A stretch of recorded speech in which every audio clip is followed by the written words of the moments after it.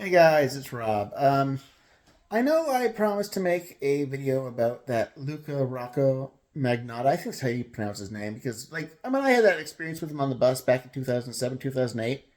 This is long before we knew what he was going to do or who he was.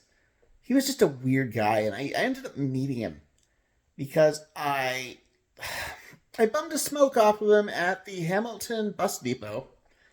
And if anybody knows me from back in the day, they wouldn't be surprised at all by that. But I ended up sitting beside him, and he was a weird guy. Basically, he kept saying how he had plastic surgery and how he was in porn. I'm like, okay, that's great. I don't know why you're telling me this. I'm just saying that in my head. I'm not saying it out loud, obviously. I had that moment of Canadian politeness where I just didn't want to leave. I wanted to get away from the guy. He was a real mess. But I didn't actually want to, be impolite. Big Canadian mistake. And then he pulls out something that basically is what reminds me of my experience with the guy, which was a pair of red velvet slippers. And he said, if I wasn't in pornography, why would I have these red velvet slippers? I'm like, I don't know. Why are you telling me this? Stay the hell away from me. I wish I hadn't sat down with you. I can't stop forgetting those red velvet slippers. They were just the weirdest things. What other guy would wear these? I don't know. I don't watch gay porn, so what are you asking me? I have no clue. But he tried to give me more cigarettes, and I'm like, okay, I want to get away from this guy. He's a real mess. Luckily, he got off at Union Station. I was going all the way down to Yorkdale. And, he tried to get my number, and I'm like, nope. Because he wouldn't stop talking. I was just trying to be nice to him. And actually, the conversation started pretty easy at first, and then it just got really, really weird. So, essentially, when I heard about his crimes, I saw the picture, and he was much older, and he had a different hairstyle. And when I saw him, he had this frosted blonde hair. He's a very short fellow, really. Basically, I'm like, this guy seems familiar. He looks the same, very similar, different hair. Because he had this chiseled face. You could tell he had plastic surgery because nobody that wasn't a freak would have a face that chiseled, right? It's like that, what was it? The guy from Abercrombie and Finch. The guy's like, we won't let non-beautiful people wear our clothes. And it's like, dude, you look like one of the, Easter Island heads that literally got smashed with a brick. So yeah, I finally found a picture of him from back then, and I was like, yeah, that's him.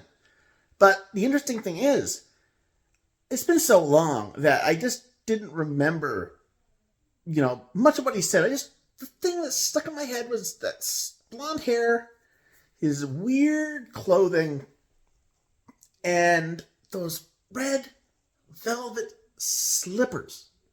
I cannot get those out of my head because they're the weirdest things I've ever seen. And he introduced himself by a different name. And I found out later when I went and did the wiki on him, because let's face it, if I knew, if you knew you had sat beside somebody, or potentially sat beside somebody that had done such a horrendous thing, and you wouldn't want to look that up. You're like, okay, no, I'm going to pull a Sergeant Schultz from Hogan's Heroes. I see nothing. I see nothing. Right? You just want to ignore it. But I just kept seeing things about him. I saw a documentary on John Wayne Gacy, the killer clown. And what triggered that through that video was an experience that one of his victims actually had where he escaped. And then he forgot about it. Kind of like how I forgot about the whole Luka thing. The Magnotta thing. I think he just ignored it until he found out that Gacy was caught, and it was him that had taken him, and he had jumped out of a car while it was moving, but Gacy's car had the handles taken out so that because one victim got away. He's like, holy shit, that's me. Holy shit, that was me. And that triggered my old thoughts about this Luka Magnotta.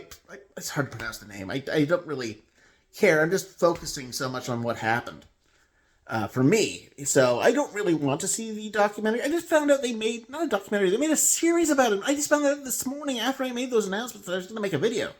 this video, and I was thinking for the longest time, this is a really bad idea. I shouldn't make this video, but I promised you guys I'd make it. Yeah, he introduced himself as Angel, which was one of the, I think, if I recall, I think that was it. Because I know he didn't acknowledge his name as Luka at the time. But when I went on Wikipedia to look this up, because I was going to do a much more detailed video about his crime and all the things he did. But that's kind of not important now, because apparently Netflix made a video or a freaking series about him. And I, again, didn't know because I don't have Netflix. It was just a weird thing. And then I saw that J.J. McCullough video on Canadian iceberg memes, and he was at the bottom about his crimes and such. And that triggered me. And then I finally just decided to accept it. And I talked to my pastor, my reverend from London, Dr. Jeff Crittenden at Metropolitan United. Call out to you, Jeff. And he's like, don't worry about it, Rob. I once met Paul Bernardo. I'm like, oh, God. This is, like, awful. My dad gets to meet Little Richard and John Candy. I meet, pronounce his name, Luka Rocco Magnotta. Okay, that's the best I can do. I just remember my experience with the guy on the bus. I really don't want to think much about it. It's a mess. He was a creepy, creepy guy. And, God, it's so surreal and it's so creepy. And to think what he did to that poor Chinese exchange student, that was just, God damn. It's a mess. It's just awful. But, yeah, so that's my story.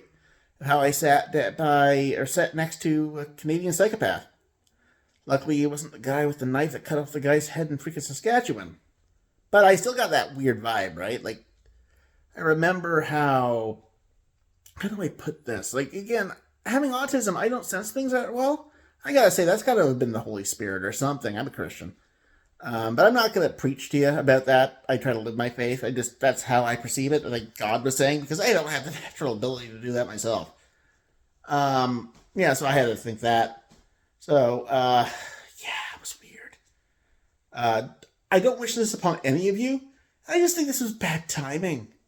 Because, quite frankly, I didn't know about the documentary, the series, because, again, I only use this TV for video games. I don't watch TV because family issues in the past where my mom used to watch like 12 hours of TV a day.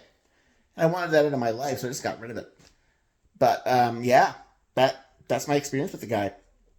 It's fucked up, it's messed up, and I wish I'd never met him, and I wish I'd never had these memories. I have no intention of watching the documentary. As I said, I didn't want to bring this video out, but I promised, because I realized that somebody might actually think that I knew about this and I'm trying to profit off this. I have no intention of profiting off on anything. I have no intention of getting attention. I'm just doing this for therapy because I came to the realization. So I'm getting the story out just for my own mental well-being. But, wow, that was bad timing. Really bad timing.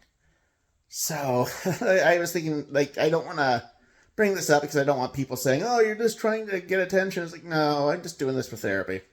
I had to get it out because it's been so long. It's driving me so crazy. It's just bad.